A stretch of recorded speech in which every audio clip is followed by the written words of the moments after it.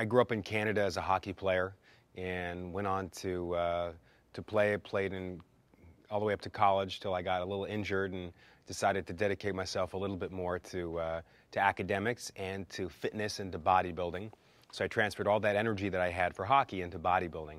And I became really fascinated by how, you could change the way that you looked and felt just by changing the way you exercise and how you eat. So I spent the better part of the next 9 years in university doing degrees in nutrition and exercise physiology, all the way through till graduate school, where I started doing research for the military.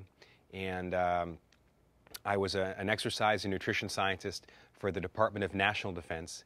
And we were doing studies on the effects of certain foods and certain drugs on muscular strength and muscular endurance of the soldiers.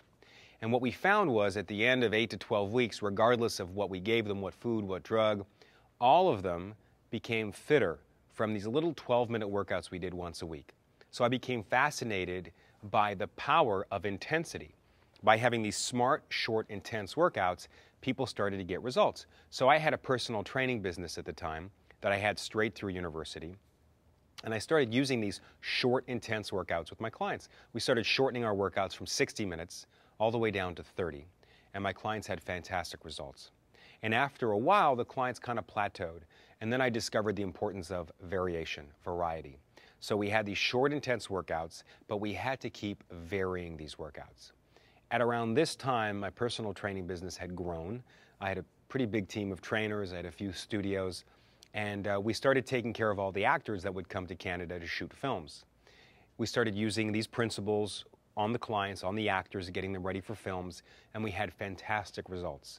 And after about 20 films, I found myself training one of the most beautiful actresses in Hollywood for one of the biggest roles in her career. She was playing a superhero. We had to get someone who already had the best body in Hollywood and make it even better.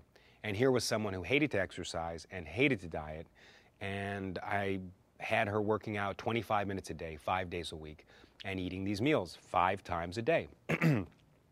She had fantastic results.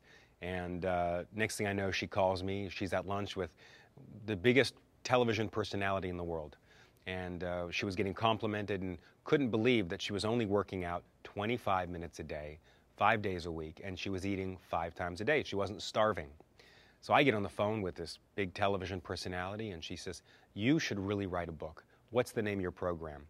And as a scientist at the time, I was still a scientist in the military, I said, "Well, it's called multiple variation training, and it's based on general adaptation syndrome." She says, "Whoa, whoa, whoa, whoa.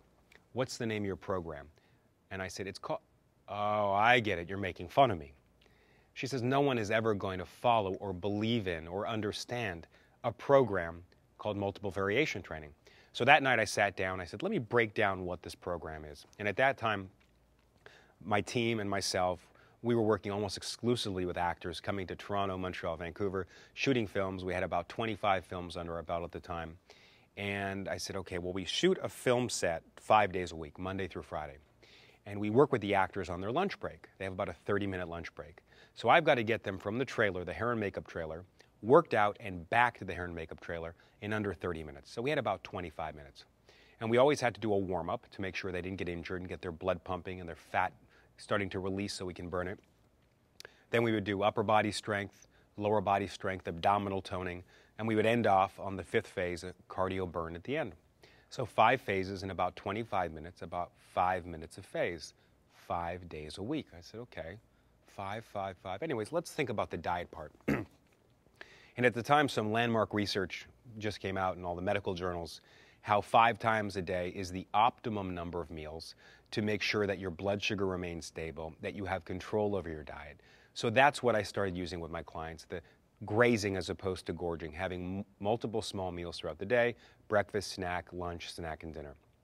5 meals a day, 5 days a week of exercises, 5 5-minute phases. It started to become evident to me there was something about this number 5. So I started looking closely at what these meals are that I was giving my clients. Every meal had a low-fat protein like chicken breast, fish, egg whites.